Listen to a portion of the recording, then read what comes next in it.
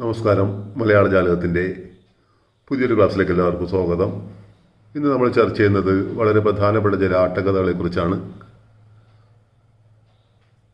ദർപ്പവിച്ഛേദം എന്ന ആട്ടക്കഥ രചിച്ചത് കണ്ടത്തിൽ വർഗീസ് മാപ്പിളയാണ്. കർണശബദം, മാലി എന്നറിയപ്പെടുന്ന മാധവൻ നായരാണ് കർണശബദം രചിച്ചത്. അമ്പ എന്ന ആട്ടക്കഥ രചിച്ചത് ഒളപ്പമണ്ണ, പ്രശസ്ത കവിയായ ഒളപ്പമണ്ണയാണ് ആട്ടക്കഥ രചിച്ചത്. പാട്ടുണ്ണിചരിതം രചിച്ചത് ചേലപ്പറമ്പ് നമ്പൂതിരിയാണ്. ആട്ടക്കഥകളെ പരിഹസിച്ചുകൊണ്ട് എഴുതിയൊരു ആട്ടക്കഥയായിട്ടാണ് പാട്ടുണ്ണിചരിതത്തെ വിലയിരുത്തുന്നത്. ഡോക്ടർ ഫൗസ്റ്റി വിശ്വവിഖ്യാതമായ കൃതിക്ക് ആട്ടക്കഥ രചിച്ചത് ഐമനം കൃഷ്ണ കൈമളാണ്. ഒലിവേർ വിജയം, കട്ടക്കയത്തിൽ ചെറിയാമാപ്പിളയുടെ ആട്ടക്കഥയാണിത്. ക്രൈസ്തവ കാളിദാസൻ എന്നുകൂടി അദ്ദേഹം അറിയപ്പെടുന്നുണ്ട്.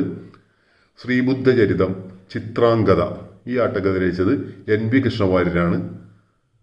അതുപോലെ തന്നെ ഭഗവതം, കിർമീരവധം, കല്യാണ സൗഗന്ധികം, നിവാദകവച കാലകേയവധം, ഇതെല്ലാം കോട്ടയത്ത് തമ്പുരാൻ്റെ ആട്ടക്കഥകളാണ്. കോട്ടം തീർത്തൊരു കോട്ടയം കഥകൾ എന്നാണ് അവ അറിയപ്പെടുന്നത്. പാർവതി സ്വയംവരം, ശ്രീമതി സ്വയംവരം, ഈ ആട്ടക്കഥകൾ രചിച്ചത് കുട്ടിക്കുഞ്ഞു തങ്കച്ചിയാണ്. കുട്ടിക്കുഞ്ഞു തങ്കച്ചി ആട്ടക്കഥ രചിച്ച ആദ്യ വനിത കൂടിയാണ്. ഇവരെ പ്രശസ്ത ആട്ടക്കഥാകൃത്തായ ഇരയിമ്മൻ തമ്പിയുടെ മകൾ കൂടിയാണ്. ഔഷധാഹരണം മഹാകവി വള്ളത്തോളിൻ്റെ ആട്ടക്കഥയാണ്. പരശുരാമ വിജയം, ഹനുമതുത്ഭവം, ധ്രുവചരിതം, ഇതെല്ലാം കേരളവർമ്മ വലിയകോയി തമ്പുരാൻ്റെ ആട്ടക്കഥകളാണ്. അതുപോലെ ഹരിശ്ചന്ദ്രചരിതം പേട്ടയിൽ രാമൻ പിള്ളയാശാൻ്റെയാണ്.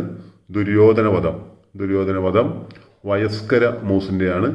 രാവണ വിജയം കരീന്ദ്രൻ എന്നുകൂടി അറിയപ്പെടുന്ന കിളിമാനൂർ തമ്പുരാൻ്റെയാണ് രാവണ വിജയം. താടകാവധം V കൃഷ്ണൻ തമ്പിയുടെ ആട്ടക്കഥയാണ്.